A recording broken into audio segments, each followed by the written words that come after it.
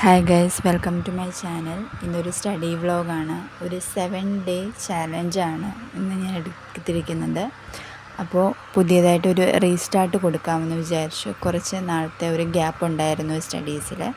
അപ്പോൾ അതിന് വേണ്ടിയിട്ട് ഒരു റീസ്റ്റാർട്ടിംഗ് റീസ്റ്റാർട്ടിങ്ങിൽ റിവിഷനാണ് ഞാൻ ഇന്ന് എടുക്കുന്നത്. ഡിഗ്രി പ്രിലിംസ് എക്സാംസൊക്കെ വരാറായി മെയ് മുതൽ. അപ്പോൾ അതുകൊണ്ട് തന്നെ നമുക്ക് റിവിഷന് വേണ്ടിയിട്ടാണ് ഞാനതൊരു 7-day ചാലഞ്ച് എടുത്തിരിക്കുന്നത്.